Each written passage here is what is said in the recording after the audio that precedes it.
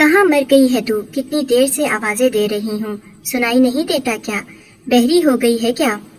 وہ اندر سے چلاتے ہوئے باہر آئی اور مجھے دیکھتے ہی پاؤں سے ٹھڈا مار کر کہنے لگی، کیا مسئلہ ہے؟ بات سننے میں کوئی مسئلہ ہو رہا ہے؟ چل جا، اٹھ، میرے لیے ایک گلاس پانی کا لے کر آ، گرمی سے برا حال ہو گیا ہے۔ میں جو صحن کی صفائی کرنے میں مگن تھی، اس کے ٹھڈا مارنے کی وجہ سے دور جا گری۔ میں نے فوراً سے کہا، ٹھیک ہے اماں، میں لے کر آتی ہوں، مجھے آپ کی آواز نہیں آئی تھی، کام کر رہی تھی۔ میں بھاگتی ہوئی کچن میں آئی، جلدی گلاس میں پانی بھرا اور لا کر اسے تھما دیا۔ میری نظریں جھکی ہوئی تھیں اور بدن کانپ رہا تھا۔ پانی پی کر اس نے گلاس میرے منہ پر مارا اور کہا کہ چل جا صفائی کر، کتنی دیر لگاتی ہے، ذرا سا کام کرنے کو کہہ دو، آسمان سر پر اٹھا لیتی ہے۔ معمول کی طرح مجھے باتیں سنا کر وہ اندر کمرے کی طرف چلی گئی۔ میں نے دکھ بھری نگاہوں سے اسے ایک بار دیکھا، یہ تو روز کا تماشا بن گیا تھا۔ ہر روز کسی نہ کسی بات پر وہ مجھے ذلیل کرتی اور پھر بیٹھ کر میرا تماشا دیکھتی۔ یہ کر کے اسے نہ جانے کون سی خوشی ملتی تھی۔ 2 دن بعد اس کے میکے والے کچھ دن کے لیے رہنے کے لیے آ رہے تھے۔ اس کے بھائی بھابھی جو دوسرے شہر میں رہتے تھے اب اس قصبے میں شفٹ ہو رہے تھے، اسی لیے کچھ دن ہمارے گھر میں ہی رکنے والے تھے۔ حالانکہ ہمارے گھر میں کچھ خاص جگہ نہیں تھی، 2 کمروں پر مشتمل یہ چھوٹا سا گھر تھا۔ ہم 8 لوگوں کے لیے یہاں رہنا بہت مشکل ہو جاتا تھا۔ پہلے سے ہی گھر میں جگہ کم تھی، اوپر سے وہ لوگ بھی آ رہے تھے، تو ہم سب کہاں پر رہیں گے؟ یہ سوچ کر میں پریشان ہو رہی تھی۔ حالانکہ میری سوتیلی ماں کے یہاں پر اور بھی رشتہ دار تھے، وہ لوگ چاہتے تھے تو وہاں پر بھی جا سکتے تھے، لیکن وہ لوگ یہیں پر رہنے آ رہے تھے۔ سوتیلی ماں نے مجھ سے کہا تھا کہ ان کے آنے سے پہلے پورے گھر کی اچھے سے صفائی کر دے، اگر گھر میں ایک ذرا بھی مٹی نظر آئی تو تمہارا حال برا کر دوں گی۔ میں سخت گرمی میں باہر کام کر رہی تھی۔ اسی وقت اندر سے دادی کی آواز آئی، عائشہ مجھے کھانا بنا دے، مجھے دوائی کھانی ہے، کب سے بھوک لگ رہی ہے۔ میں نے دادی کو وہیں سے کہا کہ جی ٹھیک ہے، میں پہلے صفائی کر دوں، اس کے بعد کھانا بنا دوں گی۔ لیکن وہ وہیں سے چلا کر کہنے لگی، نہیں، صفائی بعد میں کرنا، پہلے کھانا بنا کر دے۔ تیری ماں تو کچھ بھی بولتی رہتی ہے اور تو آنکھیں بند کر کے اس کی باتوں کو مانتی ہے۔ میں اس گھر کی بڑی ہوں، تیری اتنی جرت کہ تو میرا حکم ٹالے گی۔ دادی بھی سوتیلی ماں سے کم نہیں تھی، لیکن دونوں کی آپس میں بالکل نہیں بنتی تھی، اس کی وجہ سے ہمیشہ میں پستی رہتی تھی۔ ابھی بھی جب دادی مجھے کھانا بنانے کو کہہ رہی تھیں تو سوتیلی ماں اندر کمرے سے باہر آئی اور کہنے لگی، پہلے تو صفائی کرے گی، اس کے بعد ہی اس بڑھیا کے لیے کھانا بنائے گی۔ میں تو ان دونوں کے بیچ میں بالکل پھنس کر رہ گئی تھی۔ دادی اندر سے باہر آ گئی اور سوتیلی ماں کو کہنے لگی، تو نے کیا سمجھ رکھا ہے؟ یہ تیرا گھر ہے، یہاں تیرا راج چلے گا۔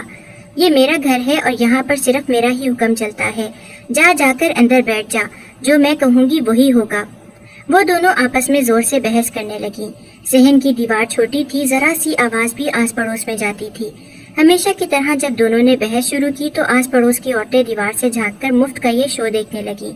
میں نے بمشکل دادی اور سوتیلی ماں کو خاموش کروایا اور کسی طرح سے انہیں اندر لے گئی۔ یہ کرنا بہت مشکل تھا، میرے بس کی بات نہیں تھی، لیکن اس وقت گھر پر میرے علاوہ کوئی نہیں تھا، اس لیے انہیں روکنا ضروری تھا، ورنہ وہ دونوں ایک دوسرے کو مرنے مارنے پر اتر آتی۔ میں نے کچن میں آ کر جلدی دادی کے لیے کھانا بنایا اور پھر صحن کی صفائی وغیرہ کرنا شروع کر دی۔ ابھی مجھے گھر بھر کے کپڑے بھی دھونے تھے۔ دونوں ہمیشہ میرے لیے کوئی نہ کوئی مشکل کھڑی کرتی ہی رہتی تھی۔ میرے 3 سوتیلے بہن بھائی تھے اور میری ایک پھپھو بھی ہمارے ساتھ رہتی تھی۔ وہ طلاق یافتہ تھیں اور حد سے زیادہ زبان دراز تھیں۔ ان کی زبان کے آگے تو گویا خندق تھی، ہر کوئی ان سے دور بھاگتا تھا۔ میرے گھر میں موجود ہر انسان کسی نہ کسی طرح سے مجھے تکلیف پہنچانے کا باعث بنتا ہی تھا۔ ہم قصبے پہ رہتے تھے اور یہاں ٹوٹے پھوٹے مکان بنے ہوئے تھے۔ ان کچے پکے مکانوں میں رہتے ہوئے زندگی گزارنا حد سے زیادہ مشکل تھا۔ ہم نے گھر میں کچھ جانور وغیرہ پال رکھے تھے، بھینسوں کا دھیان بھی میں ہی رکھتی تھی۔ انہیں چارہ ڈالنا، ان کی صفائی کرنا اور ان کا دودھ وغیرہ نکال کر قصبے میں بیچنا، یہ سب کام میرا ہی تھا۔ گھر میں میرے علاوہ کوئی بھی کام کاج نہیں کرتا تھا۔ ابا ایک مزدور تھے، ان کی بہت ہی معمولی سی کمائی ہوتی تھی جو میری سوتیلی ماں اپنے پاس رکھتی تھی۔ گھر میری سوتیلی ماں کے حساب سے ہی چلتا تھا۔ دادی شور تو بہت کرتی تھی، لیکن اصل میں دادی کا کوئی حکم یہاں سنا نہیں جاتا تھا، اس لیے دادی، پھپھو اور سوتیلی ماں تینوں مجھ پر ہی چلاتی اور مجھ پر ہی حکم چلاتی تھی۔ کیونکہ میں کمزور تھی، کچھ کہہ نہیں سکتی تھی، خاموشی سے سب کی بات ماننا میری مجبوری تھی، ورنہ کیا پتا یہ لوگ دھکے دے کر مجھے اس گھر سے ہی نکال دیتے۔ अम्मा की जिंदगी में भी दादी और अम्मा की कभी नहीं बनी थी। दादी को अम्मा एक आंख नहीं भाती थी। जैसे तैसे अम्मा ने गुजारा किया, लेकिन उनकी वफात के बाद मेरी जिंदगी गोया जहन्नुम बन गई। मैं सिर्फ 10 साल की थी जब अम्मा की वफात हो गई। अब्बा ने 2 महीने बाद ही जाकर दूसरी शादी कर ली। सौतेली माँ मुझ पर खूब जुल्म करती, यहाँ तक कि उसने मेरी पढ़ाई भी छुड़वा दी। मैं कस्बे के ही एक सरकारी स्कूल में पढ़ने के लिए जाती थी। पहले भी घर के कामकाज करती थी, क्योंकि फुप्पो और दादी पूरा दिन बैठकर चारपाई तोड़ती और काम मुझसे करवाती थी। अब्बा तो ये सब देखकर भी नजरअंदाज करते थे, और अब तो उनके साथ सौतेली माँ भी मिल गई थी। सब मिलकर मुझे खूब जलील करते और तकलीफ देते। मैं जो पहले सहन में बिस्तर डालकर सोती थी, अब सौतेली माँ ने मेरा बिस्तर जानवरों के बाड़े में डलवा दिया और कहा कि अब से तुम वहीं पर सोया करोगी। मैं बहुत रोई और उनकी मिन्नतें की कि मैं वहाँ कैसे सोऊंगी, लेकिन उन्होंने मेरी कोई बात न सुनी। दादी और फुप्पो तो मुझे वैसे भी कमरे में सोने नहीं देती थी। वहाँ पर मेरे सौतेले बहन भाइयों ने सोना शुरू कर दिया। इस घर में किसी भी कोने में मेरी कोई जगह नहीं थी। हालांकि घर के सारे कामकाज मैं ही करती थी, इसके बावजूद किसी के दिल में भी मेरे लिए जरा भी एहसास नहीं था। मेरे सौतेले बहन भाई जब स्कूल जाते, उन्हें देखकर तो मुझे बहुत रोना आता। मैं भी तो स्कूल जाना चाहती थी। क्या मेरी उम्र थी घर में बैठकर ये सब करने की? पढ़ाई करना मेरा हक था, लेकिन मुझसे मेरा बस्ता और किताबें छीन ली गई थीं। मुझे पढ़ने का इतना ज़्यादा शौक था। जब भी वो लोग पढ़ते तो मैं हसरत भरी निगाहों से सिर्फ उनकी तरफ देख कर रह जाती थी। कितने खुशकिस्मत थे वो सब, और एक मैं थी जिसे यहाँ पर खाने को भी कुछ नहीं मिलता था। पूरा दिन जानवरों की तरह सबके लिए कामकाज करती, खाना बनाती, घर की सफाई वगैरह करती। इसके बाद भी मेरे हिस्से में बची हुई सूखी रोटियां ही आती थीं। कभी अब्बा से शिकवा करने का सोचा भी तो उनका गुस्सा देखकर मेरी जबान खुद बखुद बंद हो गई। वो तो अम्मा के आगे किसी को कुछ समझते ही नहीं थे, सिर्फ सौतेली माँ की ही बात मानते थे। दादी और फुप्पो भी मेरे बारे में नहीं सोचती थी, किसी को मेरी परवाह नहीं थी। अभी मैंने दादी को खाना बनाकर दिया था, उसके बाद मुझे सबके लिए खाना बनाकर तैयार करना था। जब भी घर में कुछ खत्म होता तो मेरे ऊपर ही इल्जाम लगाया जाता कि मैंने ज़ाया कर दिया है, और फिर सौतेली माँ ये इल्जाम लगाकर मुझे खूब सारा मारती और कहती कि रोज रोज राशन नहीं लाया जा सकता, तेरे बाप की कोई फैक्ट्री नहीं है जो तू सब कुछ खत्म कर देती है। हालांकि ऐसा नहीं था, मैं तो कोई भी चीज़ ज़ाया नहीं करती थी, हर चीज़ बहुत ही संभाल कर इस्तेमाल करती थी। लेकिन घर पर इतने ज़्यादा खाने वाले लोग थे, जाहिर सी बात है खर्चा तो होना ही था, इसमें मेरा क्या कसूर था। लेकिन कसूरवार तो आखिर में मैं ही ठहराई जाती थी। 2 दिन पहले की ही बात है, सौतेली माँ ने मुझसे कहा कि चाय बना दो, मेरे सर में दर्द हो रहा है। मैं किचन में आई तो देखा कि चीनी खत्म थी। हालांकि थोड़ी देर पहले ही यहाँ पर मैंने चीनी रखी देखी थी, और जब जाकर मैंने उनसे ये बात की तो उन्होंने मुझे जोरदार लात मारी और कहा कि दफा हो जाए यहाँ से, हर वक्त ही बोलती रहती है कि ये नहीं है वो नहीं है, तेरे मुंह से सिर्फ यही लफ्ज निकलता है। कहाँ गई चीनी, बता मुझे। वो मुझे बालों से पकड़कर खींचकर सहन में ले आई। मैं रोए जा रही थी कि मेरे बाल छोड़ो, मेरे बाल छोड़ो, लेकिन वो मुझे घसीट रही थी। अंदर से दादी आवाजें सुनकर बाहर आई और कहा कि दोबारा से तमाशा लगा दिया है क्या? अब क्या है, सोने नहीं देगी क्या मुझे? तो सौतेली माँ ने कहा, अरे कैसे सोने दूं, यहाँ तो चोर भरे पड़े हैं। परसों तो चीनी लेकर आए थे और अब वो भी खत्म हो गई है। किसने ली है चीनी? मैं जानती थी कि ये किसका काम है। मेरी सौतेली बहन जो मुझसे शदीद नफरत करती थी, अक्सर वही चीज़ों को छुपा देती थी, जिसकी वजह से मुझे बातें सुनना पड़ती थी और मुझ पर ही चोरी का इल्ज़ाम लगता था। और फिर उसने मुझे सहन में इतना बुरा मारा कि कई घंटे तो मुझसे उठा ही नहीं गया। लेकिन फिर भी उठकर घर के कामकाज तो मुझे ही करने थे। अभी तक मेरे जख्मों में शदीद दर्द था। इस हाल में भी मुझसे घर के कामकाज करवाए जा रहे थे। अगर कभी मुझे बुखार चढ़ जाता तो बेशक मैं जितना भी बुखार में तड़पती रहती, एक गोली तक मुझे नहीं दी जाती थी। डॉक्टर को दिखाना तो दूर की बात थी, बल्कि मैं तो अपना दर्द किसी से कह भी नहीं पाती थी, क्योंकि इस सब को ड्रामेबाजी और न जाने किस किस चीज़ का नाम दिया जाता था। हर गुजरते दिन के साथ मेरे अंदर जीने की उम्मीद खत्म होती जा रही थी, लेकिन इन हालात में भी मैं अल्लाह का शुक्र अदा करने की कोशिश करती थी। हमेशा नमाज अदा करती। मेरी माँ ने मुझे सिखाया था कि 5 वक्त नमाज पढ़ा करो, अल्लाह से मदद मांगा करो, और मैं वही सब कुछ कर रही थी। रोते हुए अल्लाह से फरियाद करती कि मुझे इन जालिमों से निजात दिला दें, इनके दिल में मेरे लिए रहम डाल दे, मुझसे और बर्दाश्त नहीं होता। लेकिन मुझे क्या पता था कि मेरे मुसीबत भरे दिन तो अब असल में शुरू होने वाले हैं। 2-3 दिन बाद जब मेरी सौतेली माँ के घर वाले रहने के लिए आए तो उन्होंने गोया मेरा जीना ही हराम कर दिया। मैं पूरा दिन काम में मशगूल रहती थी, वो लोग भी इन्हीं की तरह थे। किसी न किसी बात को लेकर मेरी झूठी शिकायतें लगाते ही रहते थे। उनकी भाभी ने मुझसे कहा कि मुझे चाय बनाकर ला दो। मैंने उन्हें 2 मिनट इंतजार करने का क्या कह दिया कि उन्होंने आसमान सर पर उठा दिया और कहा कि ये लड़की तो हमें बहुत समझती है, इसका कहना है कि हम लोगों को यहाँ से निकल जाना चाहिए। हालांकि मैंने ऐसी कोई बात भी नहीं की थी, मगर जब सौतेली माँ ने ये सुना तो मुझे सबके सामने सहन में बिठाकर खूब मारा। मेरे अब्बा एक साइड पर बैठकर तमाशा देख रहे थे। उन्होंने एक लफ्ज भी अपने मुंह से नहीं निकाला। मैं रोए जा रही थी। अभी तो पहले जख्म ही ठीक नहीं हुए थे कि मजीद दर्द मिलना शुरू हो गया था। कोई भी मेरी मदद को तैयार नहीं था। आस पड़ोस के लोग भी तमाशा देख रहे थे। उनके लिए तो ये मामूल की बात बन चुकी थी। सालों से यही तो होता आ रहा था। जब मुझे मार मार कर वो थक गई तो अंदर चली गई और मैं सहन में बैठकर घुटनों में सर रखे बस रोए जा रही थी। अंधेरा हुआ तो उठकर जानवरों के बाड़े में आ गई। सोचा थोड़ी देर आराम करूं, उसके बाद रात के लिए खाना तैयार करूंगी। रोजाना मुझे सुबह शाम खाना बनाना पड़ता था। इतने लोगों का खाना अकेले बनाते बनाते मैं थक जाती थी। इसके बावजूद भी मुझे खाने को कुछ नहीं मिलता था। जब मैं रोटियां बना रही होती थी तो सबको ताज़ा ताज़ा रोटियां चाहिए होती थी, इसलिए साथ साथ मैं बनाकर देती रहती। किचन में चूल्हे के आगे बैठ बैठकर मेरी हालत खराब हो जाती थी। एक गिलास पानी भी पीने को नहीं मिलता था और जब बर्तन उठाने जाती तो देखती कि सारी की सारी रोटियां खत्म हो चुकी हैं। अब मुझ में हिम्मत नहीं होती थी कि और रोटियां बनाऊं, तो इसलिए खामोशी से आकर लेट जाती। अगली सुबह सबके लिए नाश्ता वगैरह तैयार करती, सफाई वगैरह करती।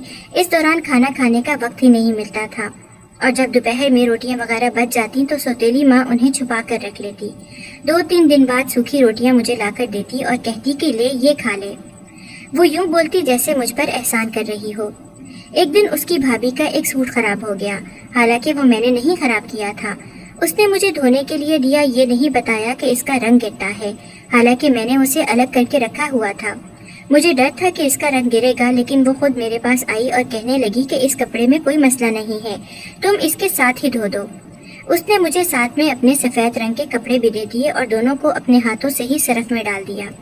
देखते ही देखते उसका रंग छूटने लगा और सफेद रंग का कपड़ा पूरा का पूरा खराब हो गया। जब मैं कपड़े धोकर फैलाने गई तो तब मैंने देखा कि उसकी हालत हद से ज्यादा खराब हो गई थी। वो यही तो चाहती थी कि कपड़ा खराब हो जाए और फिर वो मुझे इल्जाम लगाकर सबके सामने मार पड़वाए। उसने ऐसा ही किया। चिल्लाकर कहने लगी कि इसने मेरा कपड़ा खराब कर दिया। इतना महंगा मैंने जोड़ा लिया था, अब इसकी भरपाई कौन करेगा? इसे इतनी अकल नहीं है कि हल्के रंग के कपड़ों को अलग धोया जाता है। पूरा कपड़ा खराब कर दिया, अब मैं क्या पहनूंगी? मैंने सोचा भी नहीं था कि वो इस तरह का तमाशा खड़ा करेगी। इतना अरसा हो गया था, लेकिन मैं लोगों की चालों को समझ नहीं पाई थी। हर कोई मुझे इसी तरह से बेवकूफ बना लेता था। एक बार फिर से सौतेली माँ ने मुझे खूब मारा पीटा। एक यही काम वो ठीक से करती थी, लेकिन मेरे जिस्म को अब तक उसकी मार की आदत नहीं हो सकी थी। हर बार मुझे शदीद तरीन दर्द होता और मैं अकेले बैठकर रोती रहती। जब तक वो लोग यहाँ पर रहे यही सब होता रहा। जाते जाते भी उसने मुझ पर इल्जाम लगाया कि मैंने उसके जेवरात चोरी किए हैं। और फिर जब मेरे सामान की तलाशी ली गई तो कुछ नहीं मिला, और जब बाकी घर को छाना गया तो पता चला कि वो तो मेरी सौतेली बहन ने चुराए थे। उसका इल्जाम भी मुझ पर लगा दिया गया कि मैंने ही चुरा कर वहाँ रखे होंगे ताकि उसे फंसा सकूं। हालांकि मैं इस सब के बारे में कुछ भी नहीं जानती थी। सब जानते थे कि मेरी सौतेली बहन की आदत कैसी है। किसी न किसी चीज को बिना पूछे उठा लेती है और फिर उसे अपने पास छुपा कर रख लेती है। लेकिन उसका किया हर गलत काम ठीक होता था और जो कुछ भी वो करती थी उस सब का इल्जाम मुझ पर डाल दिया जाता था। वो मुझसे इतनी नफरत करती है मैंने कभी सोचा भी नहीं था। हालांकि मैंने उसे हमेशा अपनी छोटी बहन समझकर प्यार मोहब्बत से ही पेश आई थी, लेकिन उनमें से कोई भी मुझसे ठीक से बात तक नहीं करता था। हर जगह मेरा मजाक उड़ाया जाता था। मेरी रंगत थोड़ी दबती हुई सी थी, इसलिए मुझे काली काली कहकर बुलाते। ये सब सुन सुनकर मेरी आंखों में आंसू आ जाते थे, लेकिन यहाँ पर कोई भी ऐसा नहीं था जिसके दिल में थोड़ा सा भी रहम होता। अभी भी मैं छत की सफाई कर रही थी, फिर मुझे कपड़े वगैरह भी धोकर फैलाने थे। इसी वक्त मेरी निगाह अपनी कमीज पर पड़ी जो कि बिल्कुल फट चुकी थी। मेरे पास तो 2 जोड़े ही थे पहनने को और वो भी फटे पुराने थे। अब मैं नए कपड़े कहाँ से लाऊंगी? इन कपड़ों को कब तक चला सकती थी? न जाने कब मैंने आखिरी बार कपड़े खरीदे थे। ये 2 सूट मैं कई सालों से चला रही थी और जब भी ये फटते तो उन्हें सीकर किसी न किसी तरह से गुजारा कर लेती थी। लेकिन अब इन्हें मजीद सीना मुमकिन नहीं था क्योंकि ये मुकम्मल तौर पर फट चुके थे। अब मैं क्या पहनूंगी? किसी न किसी तरह अपने दुपट्टे से ही मैंने खुद को ढक लिया ताकि फटे हुए कपड़े नजर न आए, लेकिन कब तक छुपा सकती थी?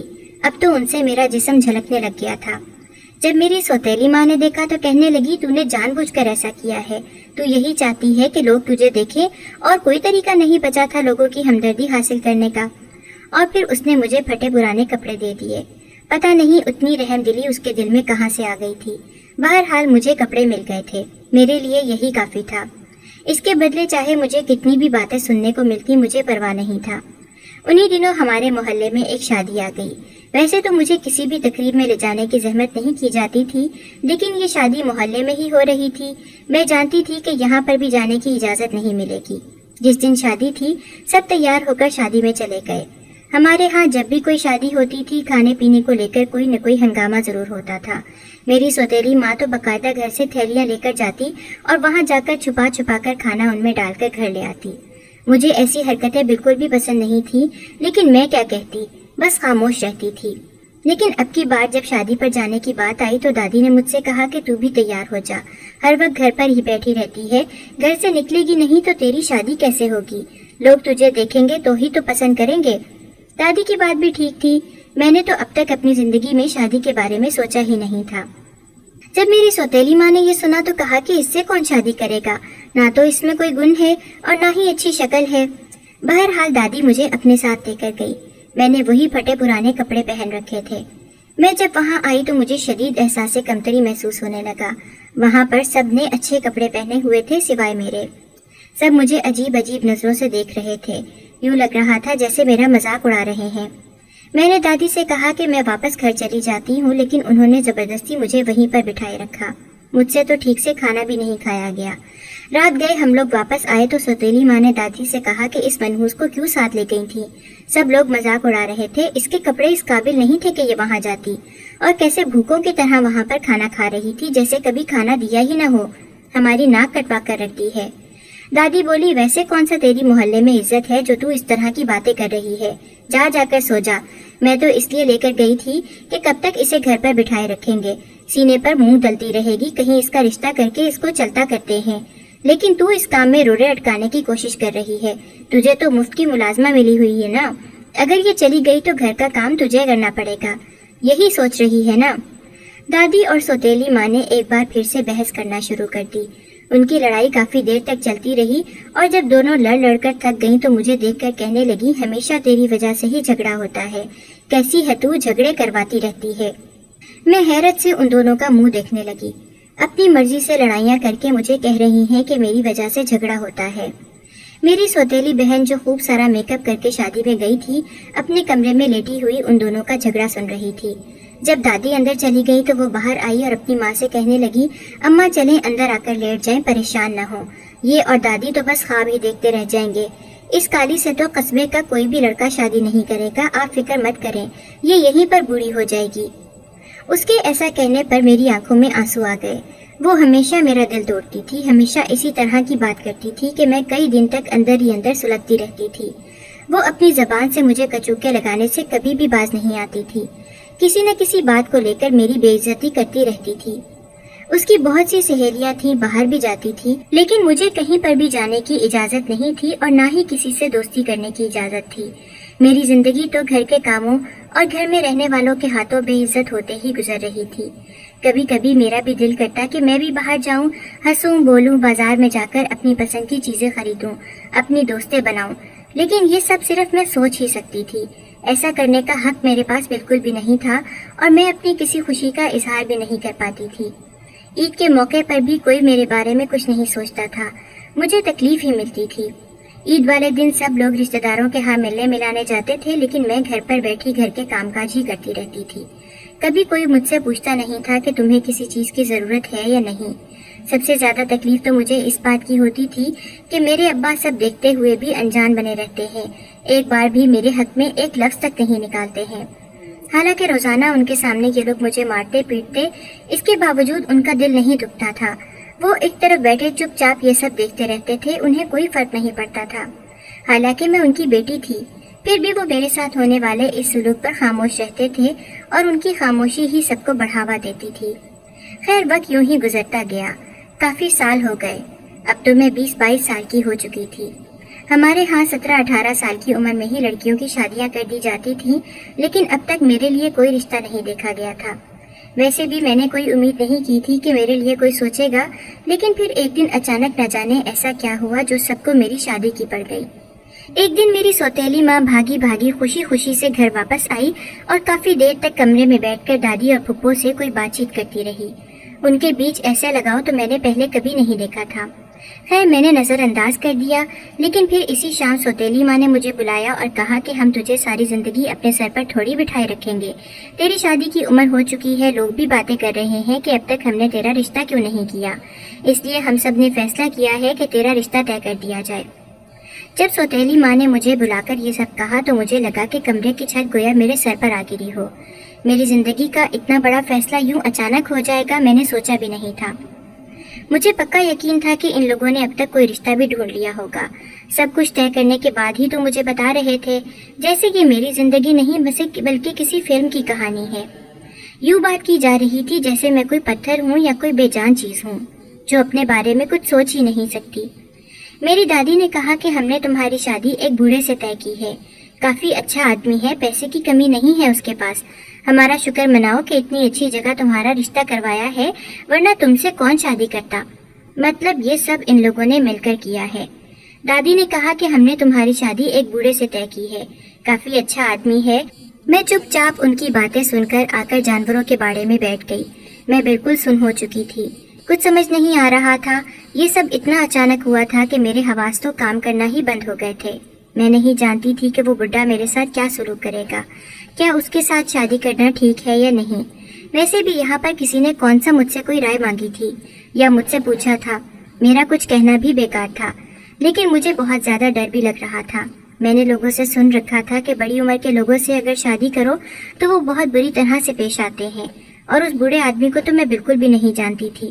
اگر اس نے مجھ پر شک وغیرہ کیا اور ویسے ہی پیش آیا جیسے یہاں پر سب لوگ مجھ سے پیش آتے ہیں تو میری زندگی برباد ہو کر رہ جائے گی۔ میں نے سوچا کہ ایک بار اپنی سوتیلی ماں سے بات کرتی ہوں کہ وہ میری یہاں پر شادی نہ کروائیں، ہو سکتا ہے ان کے دل میں تھوڑا سا رحم آ جائے اور وہ میری بات مان گئے۔ ایک دفعہ کوشش کرنے میں کیا حرج ہے۔ یہی سوچ کر میں نے اگلے دن ہمت کر کے ان سے بات کی اور کہا کہ مجھے آپ سے ایک بہت ہی ضروری بات کرنی ہے۔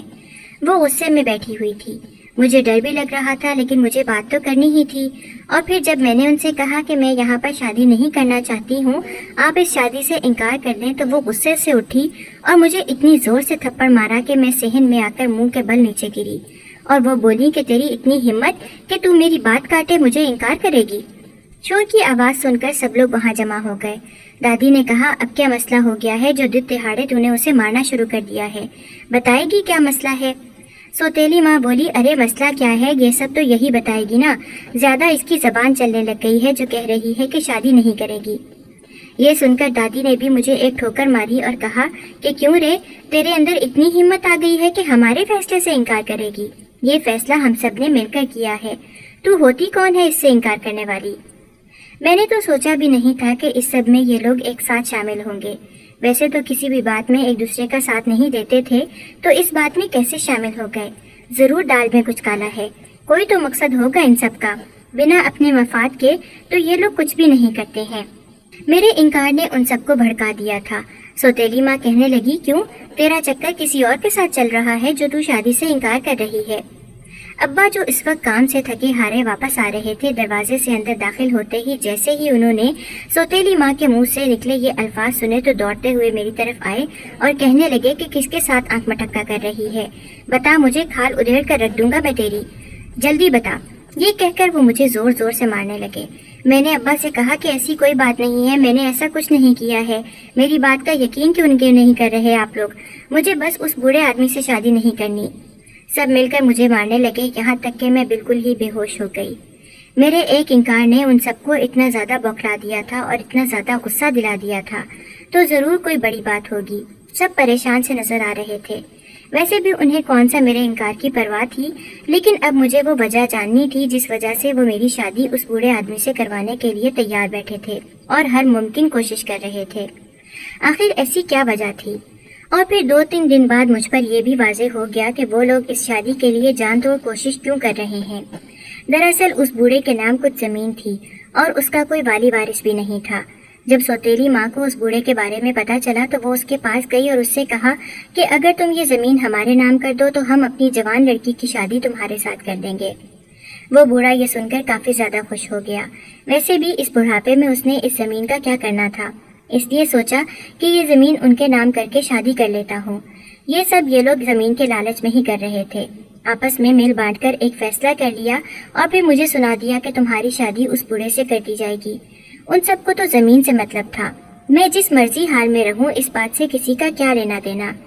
इससे ज़्यादा मुझे कुछ पता न चल सका। बहरहाल शादी की मुख्तसर सी तैयारियां कर ली गईं और अगले जुमे ही मेरी शादी का दिन ठहरा दिया गया। मुझे कुछ भी समझ नहीं आ रही थी। मैं अब भी इस शादी के हक में नहीं थी, लेकिन यहाँ पर कौन सा मेरी बात को अहमियत दी जाती थी, इसलिए ज़बरदस्ती ही सही मुझे दुल्हन बनाकर बिठा दिया गया। वो बूढ़ा कुछ लोगों के साथ आया और मेरा निकाह उससे कर दिया गया। मुझे बहुत डर लग रहा था। उसी दिन मेरी रुखसती की गई। वो मुझे साथ लिए दूर दराज एक झोंपड़ी में आ गया। मैं हैरान रह गई कि इतनी ज़मीन का मालिक शख्स इस झोंपड़ी में रहता है। जब मैं रुखसत होकर आई थी तो मेरे साथ घर से कोई भी नहीं आया था। उन लोगों ने तो मुझे ये कहकर रुखसत किया था कि दोबारा पलट कर कभी कभी इस घर में कदम मत रखना, हम तुम्हारी शक्ल नहीं देखना चाहते। वो बहुत खुश थे कि हमें ज़मीन मिल गई है। मुझे कुछ भी समझ नहीं आ रहा था कि हो क्या रहा है, मुझे किसके हाथों में दिया गया है। इस बात से भी मैं मुकम्मल तौर पर नावाकिफ थी। मैं जिसने बाहर की दुनिया कभी देखी ही नहीं थी, बाहर लोग किस किस तरह के होते हैं, मैं इस बात से मुकम्मल तौर पर अनजान थी। अब यहाँ आकर परेशान हो रही थी। उस बूढ़े ने मुझे कहा कि तुम यहाँ रुको, मैं कुछ देर में आता हूँ, यहाँ से हिलना मत। वो शदीद गुस्से में बात कर रहा था, हालांकि अभी तो हमारी शादी हुई थी। मैं समझ गई थी कि ये भी मेरी सौतेली माँ और दादी वगैरह की तरह ही मुझ पर ज़रूर जुल्म वगैरह करेगा। मैं बहुत ज़्यादा डर गई। जैसे ही वो झोंपड़ी से निकला, मैं फ़ौरन से अल्लाह के हुजूर खड़ी हो गई और रो रो कर दुआएं करने लगी कि या अल्लाह मुझे इससे बचा ले। सजदे में गिरी मैं रोए जा रही थी। या तो मुझे यहाँ से सही सलामत बाहर निकाल दे या फिर मुझे मौत दे दे। मैं अब मजीद जुल्म नहीं झेल सकती हूँ। इतने साल घर वालों के मजालिम सह सह कर अब मुझ में और हिम्मत नहीं है कि मैं किसी और के जुल्म बर्दाश्त करूँ। मैं दुआ करते करते रोते रोते वहीं पर सो गई।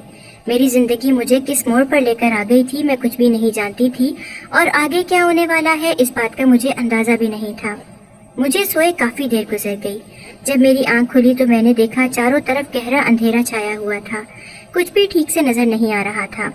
मैंने जोर जोर से चिल्लाना शुरू कर दिया, कोई है क्या, मेरी आवाज आ रही है या नहीं। मैं चिल्लाए जा रही थी।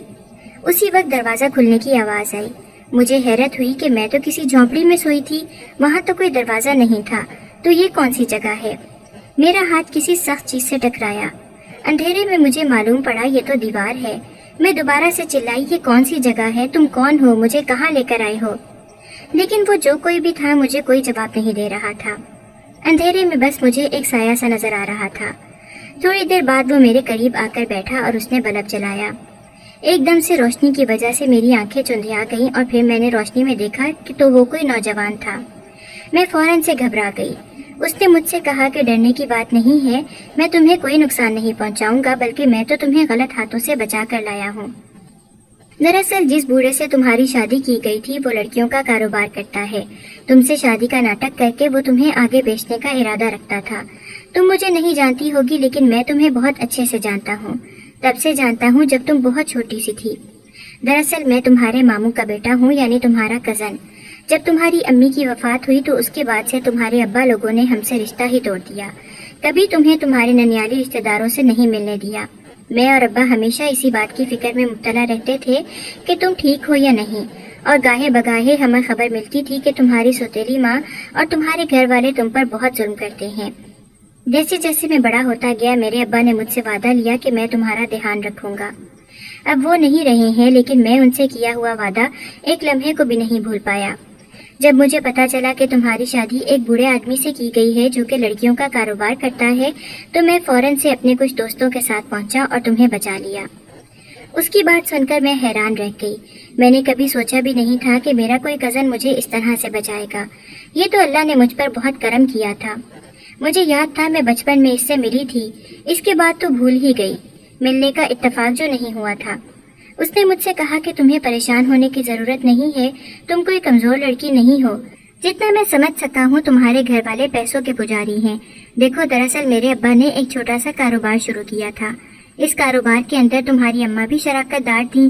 तुम्हारे नाना की जायदाद में से जो हिस्सा तुम्हारी अम्मा का बनता था, उन्होंने वो मेरे अब्बा को दिया और कहा कि कारोबार में लगा दें।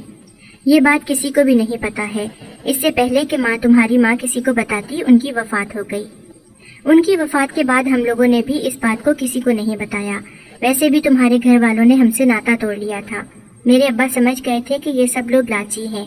अगर बता दिया तो जबरदस्ती ही सही, लेकिन वो इस हिस्से को अपने नाम करवा लेंगे, क्योंकि ये हिस्सा तो दरअसल तुम्हें मिलना था।